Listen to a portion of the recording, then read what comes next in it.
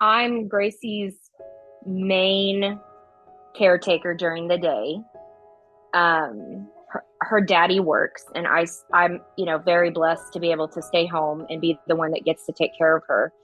But that also means that we can't go do a whole lot because of her epilepsy. She's heat sensitive, and we live in Texas, and it gets very hot here. And so we're inside a lot of the time. So I've had to find a lot of indoor activities for her. And her little sister, she has, her little sister and her big sisters.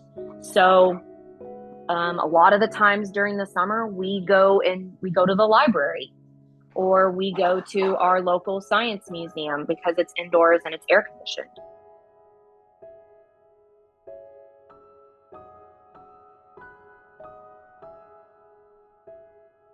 When Gracie first got her diagnosis and we were told she doesn't need to be outside if the heat index is above 85.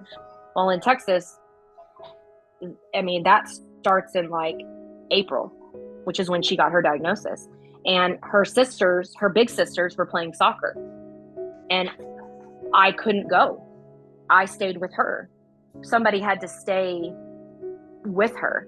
And I went to a couple, but I didn't get to go to as many as I wanted to support them.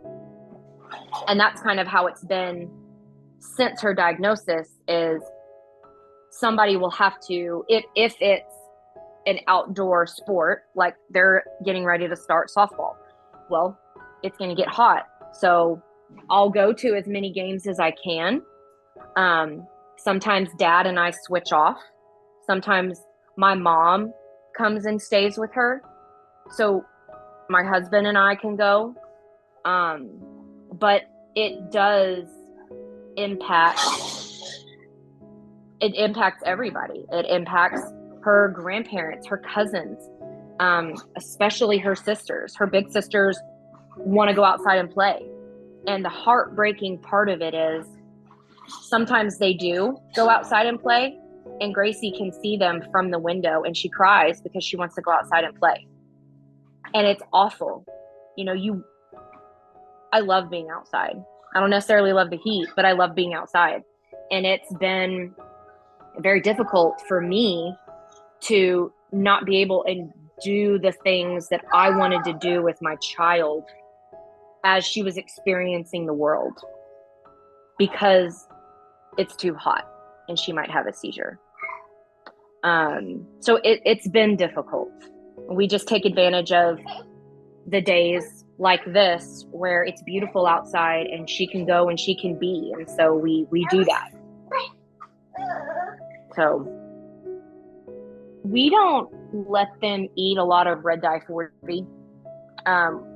So that wasn't even a thing that we had introduced. Like, we hadn't introduced, she started so young, I didn't have a chance to even introduce a lot of those things. So I really try to stay away from stuff like that for her.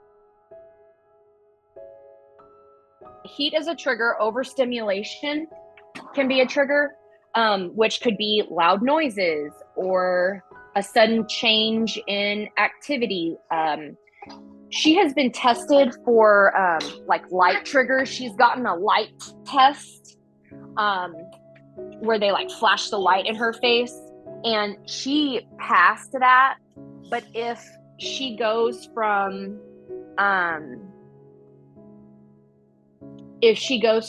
being in a room that's I keep the lights off in the house, and we have a lot of windows in the back part of our house, and I like to keep those open in the morning because we don't get direct sunlight. But in the afternoon, I close the blinds and the curtains, and because I do think that light is a trigger for her. Like I said, light, loud noises, heat, anything that's overly exciting. When she gets angry, upset, and because she can't communicate well, then it's like a trickle effect. She can't communicate, so she gets angry, and when she gets angry, she's overstimulated, so she has seizures. So it's like a snowball. It's difficult.